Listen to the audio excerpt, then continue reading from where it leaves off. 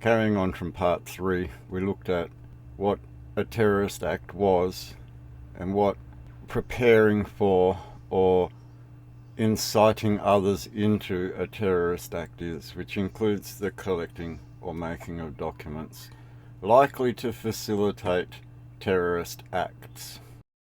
This carries on to part 2. A person commits an offence if A. the person collects or makes a document, and B.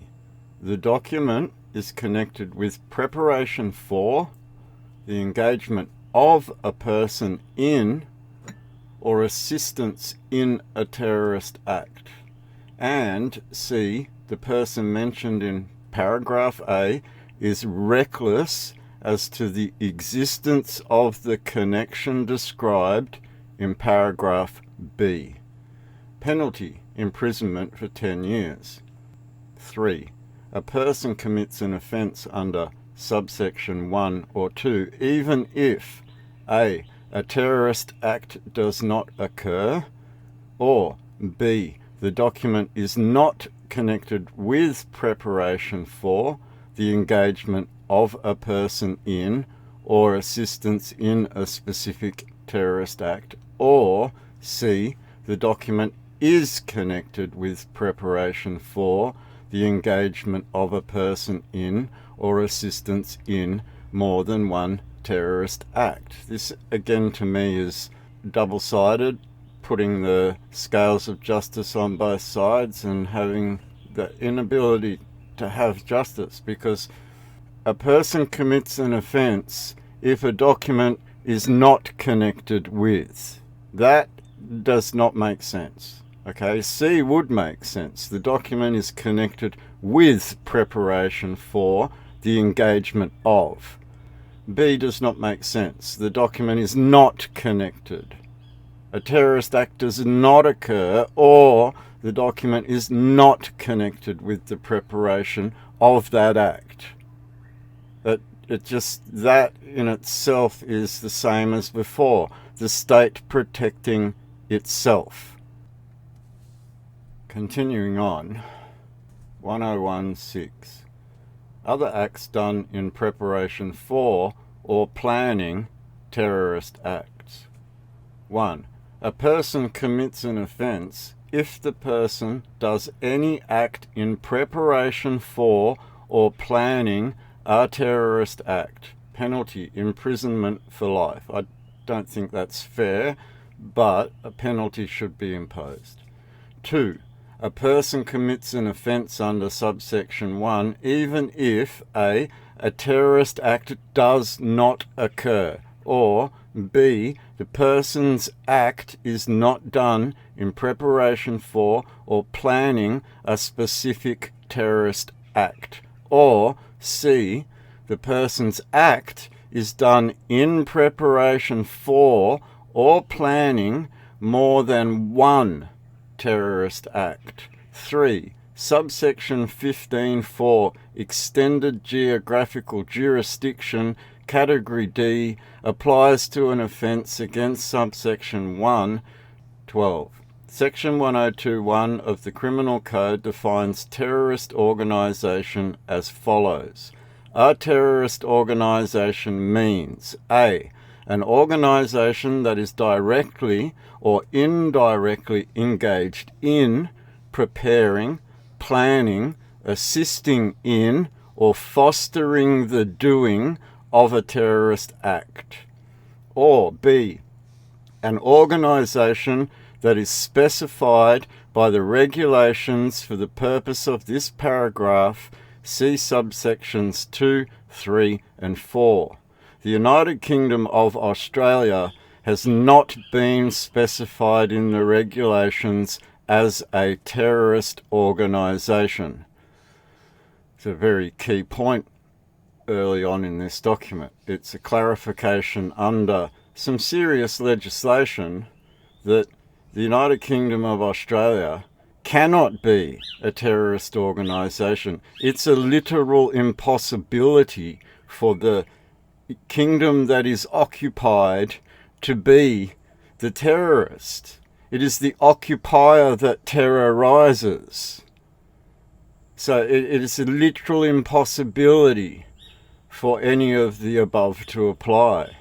And the judge, Justice Julia Lonergan of the Supreme Court of New South Wales, has directly recognised what I have done in the past for this to apply. And we will see this as we move further in.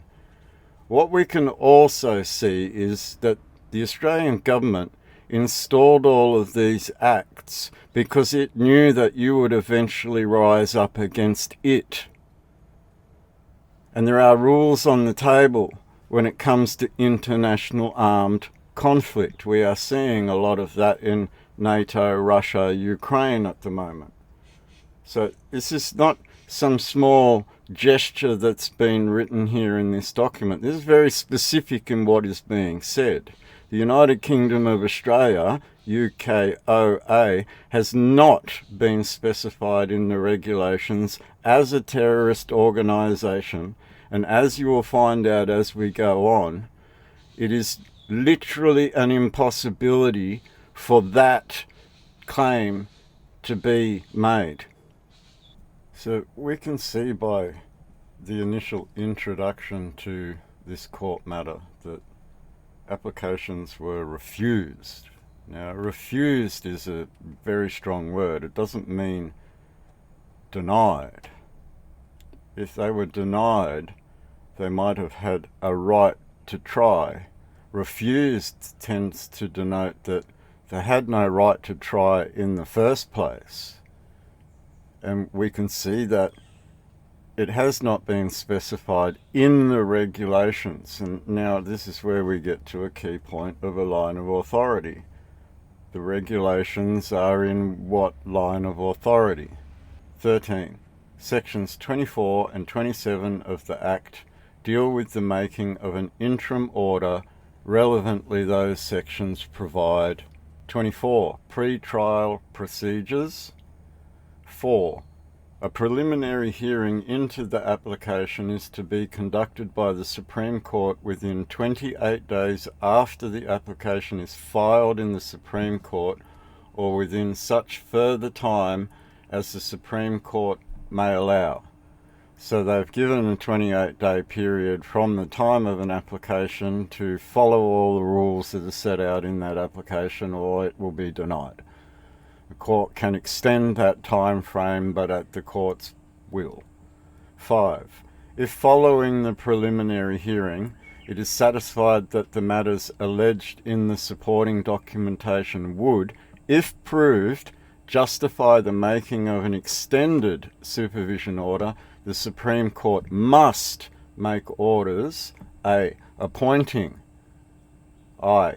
2 qualified psychiatrists, or 2 registered psychologists, or 3 1 qualified psychiatrist and 1 registered psychologist, or 4 2 qualified psychiatrists and 2 registered psychologists to conduct separate psychiatric or psychological examinations as the case requires of the eligible offender, and to furnish those reports to the Supreme Court on the results of those examinations, and B.